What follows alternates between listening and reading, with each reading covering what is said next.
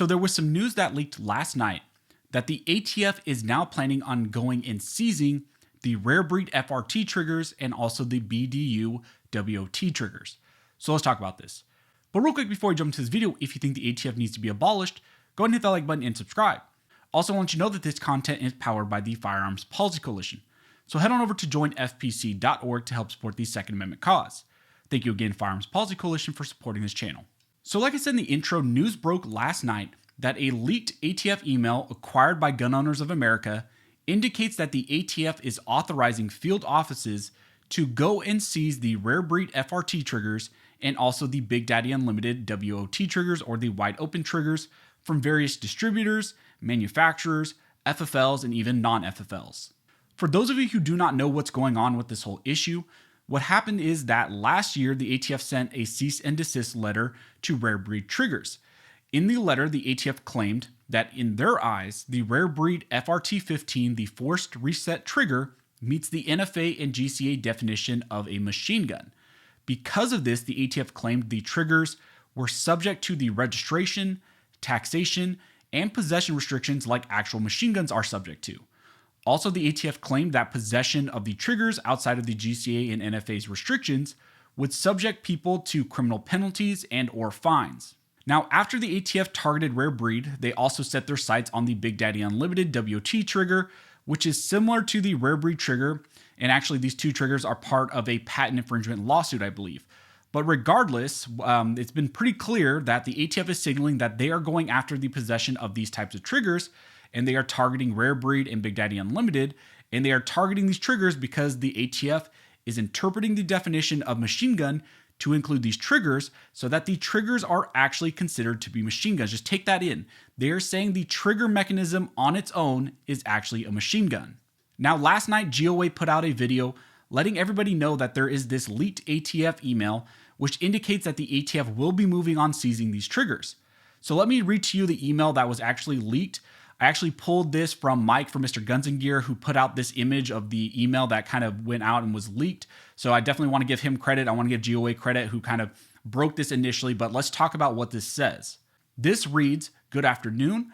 Attached are the cease and desist letters and the FATD technical bulletin referring to the rare breed and wide open triggers, FRT trigger. You will also find a C&D instructions prepared by CNC's office.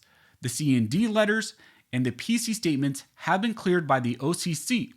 Important, please let your respective DAD know if you plan to serve a C&D to any FFL within your AOR. There are two versions of the C&D letter, one for the companies that manufacture and distribute FFLs, and one for distributors/retailers, FFLs, and non-FFLs. Please work with your division counsel to fill in the highlighted areas with the appropriate information. As discussed, please be prepared to take possession of any documents and FRTs the manufacturer, distributor/retailer offers to the surrender. The manufacturer, distributor, retailer may choose to abandon the items, in which case, ask them to complete a consent to forfeiture of property and waiver of notice, which is ATF Form 3400.1. If the manufacturer/seller refuses to abandon the items, please take custody of the items and seize them for forfeiture so that they can be properly noticed. Additionally, FMS will be collecting the number of FRTs recovered and number of defendants found in possession of these devices. This initial request is for the timeframe of October 1st, 2022 to present. Please have this information to me by close of business Monday, January 26, 2022. Moving forward, we will request to have the information by the last Friday of every month. I will route reminders/requirements through DOOs with a CC to you." So that is the leaked information that came from the ATF, essentially saying that the ATF is planning to move against the possession of these items, the possession of these triggers. And essentially the ATF is sending out emails with instructions to various offices for them to go to these manufacturers, distributors, and FFLs that they know have these FRTs or WOT triggers, and to take them and to take any information that they have in their possession at these locations about maybe who has these, who they're sold to. We don't know all the information, but it's saying collect any information you can get. They were going to request the manufacturers and distributors and FFLs voluntarily give over these items, But if they choose not to, this letter also says we'll essentially seize them anyways and seize it by force. Also important in this letter is you saw this term slip about the letter calling these people in possession of the triggers as defendants. And this shows that they are planning to actually treat anyone potentially in possession of these items as actual felons and defendants in a future lawsuit maybe.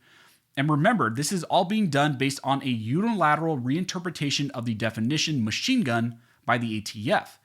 They've had no court rule in favor of their interpretation, and they definitely haven't had Congress expressly say that yes, these triggers fall within the definition of machine gun. Now, FPC put out what I think are some good guidelines for you to consider if you think maybe you will be contacted by the ATF because you have some of these triggers.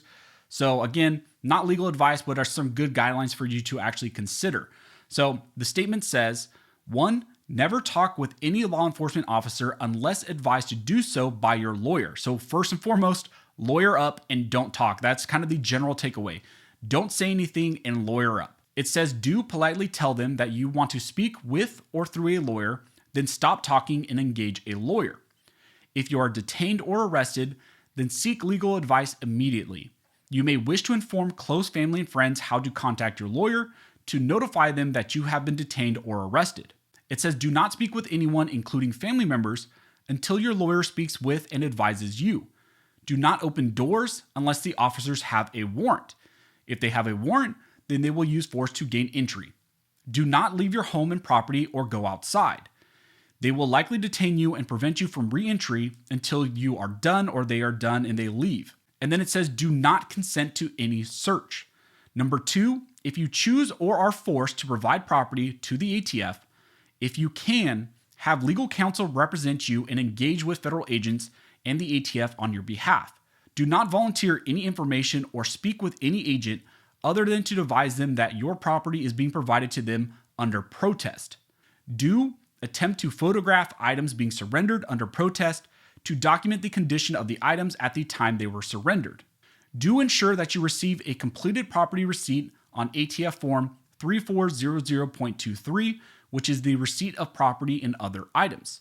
After signing, request a copy and or photograph the signed copy for your records. Only sign ATF Form 3400.23. Do not sign ATF Form 3400.1, which is the consent to forfeiture or destruction of property and waiver of notice. Should you sign Form 3400.1, you voluntarily surrender and relinquish all rights, title, and interest in, and all claims to the property listed on the form. Do separately document your experience of the encounter in writing.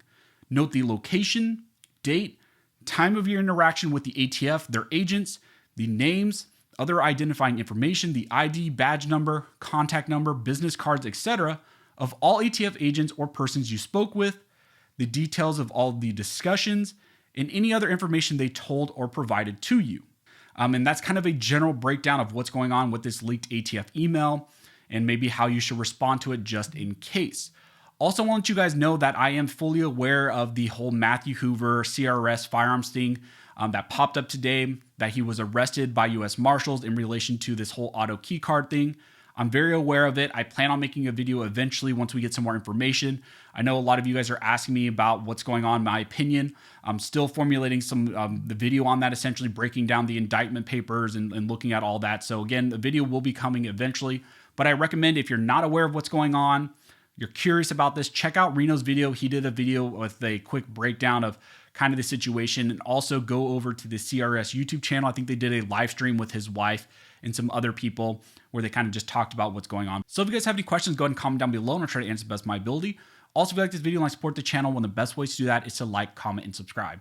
All those things help to fuel the algorithm or fuel algorithm. It adds fuel to his jet and it signals to YouTube that you guys see value in these videos and in this type of 2A news. Again, I cannot thank you guys enough for everybody who's liked, commented, subscribed, who's hit the notification bell, and who shares these videos. You guys are directly impacting these videos, impacting this channel, and helping me to reach more people than I could have ever thought. Spread Second Amendment news more than I could have ever thought. And I just cannot I cannot express how much I appreciate all of your guys' support. So as always, thank you all for watching. Don't forget to like and subscribe. And never forget, this nation was built by armed scholars. This nation will maintain by armed scholars.